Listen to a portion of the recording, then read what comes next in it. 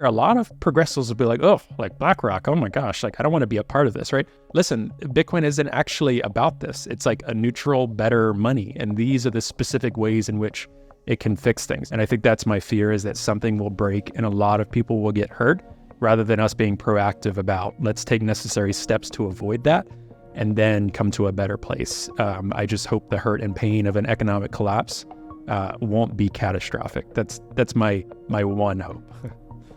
I want you to imagine for a second a world less polarized by the culture wars we are seeing today. This is what you can expect as the world transitions onto a Bitcoin standard. Hear me out. A big reason for seeing an increase in the political divide in the US is the expansion of the money supply. This inflationary system gives a small elite group of people access to an infinite money printer that the government controls. The right and the left in the US are ultimately competing to have power over the global monetary system, allowing one side or the other the ability to make laws and fund whatever agenda they think will be most popular with their voter base. The amount you have to gain from having control of that power is monumental. However, when you're borrowing from your future, you're working on borrowed time. Today's video explores how Bitcoin's incentives align bipartisan interests in a shared vision of the world that we can all get behind. What could this mean for both sides of the political spectrum? And how might Bitcoin prevent the looming threat of economic collapse that could affect billions? But before we do that, I want to introduce our sponsors, Stampseed, the Orange Pill app, and Swan. Our partners are businesses and people that we respect, and our products that we at Bit Intelligence personally use. You're watching 21 Voices. All of my focus in the world that I live and breathe is social justice and nonprofits, and that's really kind of what brought me to Bitcoin.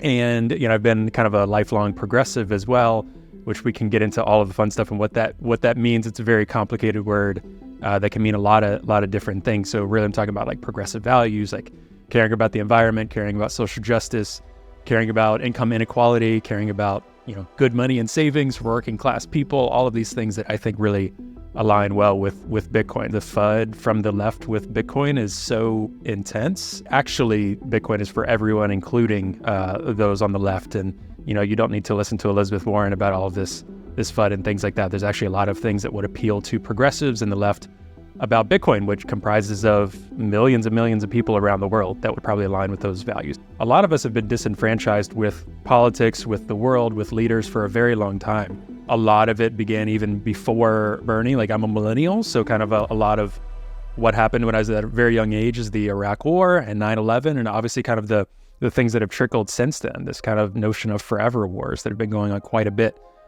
from the U.S. and kind of funding war and military efforts isn't super popular amongst progressives, just average citizens. Don't like to see us waging war all the time and going through different things like that. And so a lot of people are just disconnected from politics. They're not knowing where to turn, and they're really weary and skeptical of solutions, because there's been a lot of leaders saying, okay, just vote for me and this will fix this, or vote for this change, this will fix this, and that's not happening. Some of these people are naturally skeptical for good reason. And I think that's even outside of politics. I think people are skeptical in general for different reasons on the right and the left and wherever you fall. But on the left, there's a lot of skepticism, especially with anything around money. For a lot of folks on the left, and myself included before Bitcoin, money is kind of this icky subject that we don't want to think about or talk about. We want everyone to have what they need. We want people to be lifted up out of poverty, these things, without thinking about, well, we need money for those solutions. Even a lot of these government programs that a lot of progressives have a range of views on how big or small some of these programs should be, require money. And a lot of times people don't realize that is debt. That is these things that are creating this debt spiral in our nation, regardless of where you're at politically. That's a real issue that we need to deal with. And each party, each political persuasion is doing a terrible job with it, in my opinion. So these things really take money. So I think the left is really critical of those saying they have fixes because they haven't seen fixes work before, and critical of things doing with money or capital or Wall Street or investments and things like the ETFs, right? Something like a BlackRock saying, okay, we're here, Bitcoin is here. A lot of progressives will be like, oh, like BlackRock, oh my gosh, like I don't want to be a part of this, right? So I think it takes a lot of people that are willing to speak to those on the left and progressives and say, listen, Bitcoin isn't actually about this. It's like a neutral, better money. And these are the specific ways in which it can fix things. So I understand why when people first hear about it, they're like, oh, like that was my response too. It was kind of like, oh, I'm not like a crypto bro. Like, what is this? And then I learned about the human rights angle. I learned about what it can do for refugees and those trying to flee countries. It's borderless payments. That is what hooked me in. And like, oh my God, this is incredible, like really incredible technology. So hitting home on those points is what I try to do a lot, and try to focus on that more than number go up, more than these other things, which are important. Please bear with us for a quick message from our sponsors. These videos take a lot of time to make, and we've partnered with brands we trust like Stampseed and the Orange Pill app in order to get the funding we need to bring you these videos every week. Don't store your Bitcoin in cold storage without stamping your seed phrase on an indestructible titanium plate. Stampseed is fireproof, rust-proof, impact-proof, and easy to hide. It has no loose parts and will give you ultimate peace of mind that your Bitcoin is safe and sound for the long term. Click the link in the description below for 15% off your stamping kit. When I finally got Bitcoin, it hit me like a lightning bolt. It was the currency of the future, the only money that truly mattered. But there was a problem. I didn't know anyone else that thought like me. That is until I discovered the Orange Pill app. Suddenly, I was connected with a network of like-minded Bitcoin enthusiasts right in my own city. The Orange Pill app is more than just a social network. It's a community of passionate individuals determined to change the world, one Satoshi at a time. This series is brought to you by Swan and created by Bit Intelligence. Remember to like this video and subscribe to both our channels for more videos like this every week. Thanks for watching.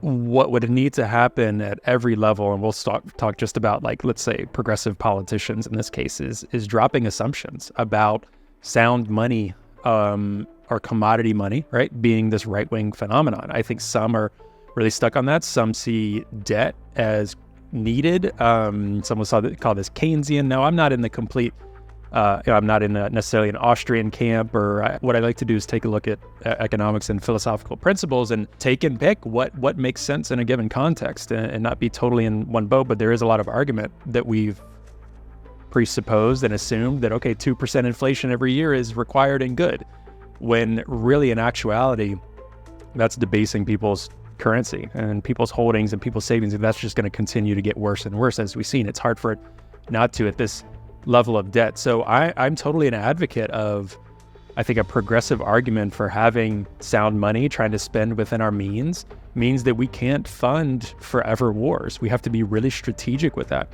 And now it also might mean, and this may not be popular to some people, we might have to tax corporations and the rich more to actually pay for these things, right? I'm saying that could be one possible solution. There's ways to balance budgets in any political paradigm, and from the left, I think there's a really strong argument to say, stay within our means by taxing certain groups more, and by not funding forever wars, not funding huge levels of incarceration in our country, like things like this. It's not just a right-wing phenomenon or a Republican phenomenon to say, let's have a balanced budget.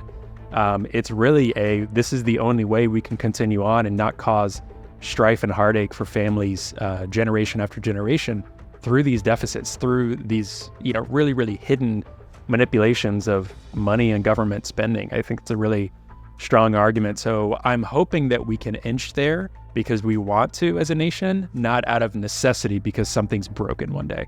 And I think that's my fear, is that something will break and a lot of people will get hurt, rather than us being proactive about, let's take necessary steps to avoid that and then come to a better place. I just hope the hurt and pain of an economic collapse won't be catastrophic. That's my one hope. I'd say a lot of us have been motivated by Occupy, like some folks from the left, or just wherever, to take a step back. And then once Bitcoin came onto the scene, for some of those that were early on enough, that was kind of enough reason for them to see, okay, we don't have to trust banks that are clearly failing, and these rich idiots that are not going to do the right thing, even though regulation might come and go, or some things will be pulled back. Like some things were passed that make something like 2008 a bit harder practically, right? So it's this balance of, I really truly don't hope that something catastrophic happens, but there are ways we can be more prepared today because Bitcoin exists than previously. And that would also mean people need to not rely on a Bitcoin ETF that is a bank or issuer. just a company. That's in some ways creating a bit of the same problem. I think it's better than what previous existed if that was someone's only option, but it's not. There are really great self-custody solutions today where you can hold Bitcoin, this universal global money, global open protocol that isn't reliant on Apple or the US government or any specific government. It's this worldwide phenomenon.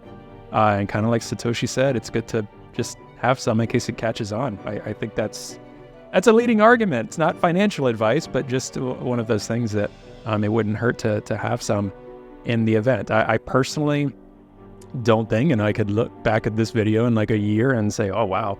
I don't think something like that will happen within our lifetime, some sort of catastrophe, world-ending event where our life looks completely different. Because I think the U.S. government is very good at kicking the can down the road and world economies, but you never know. And even without that happening, the benefits of Bitcoin are clear, whether it's monetary, whether it's property ownership, so many different things. It's clear that Bitcoin isn't just for Wall Street or tech bros. It's a tool that can empower everyone, including non-technical people, and people across the entire political spectrum, including progressives who care about social justice, environmental sustainability, and income inequality. Trey's journey from skeptic to advocate highlights how Bitcoin can be a solution for the very issues that have left so many disillusioned with traditional politics. In a world where debt spirals and forever wars feel inevitable, Bitcoin offers a way out. It challenges the status quo, offering sound money that transcends borders and politics. It's a call to reimagine our financial system, one where power shifts back to the people, not to the governments and corporations, if we're willing to embrace it. So what role will you play in this new era of humanity? Stay tuned and remember to subscribe for the latest recaps, insights, and films about all things Bitcoin. This is 21 Voices. If you want to watch another episode, try this one here.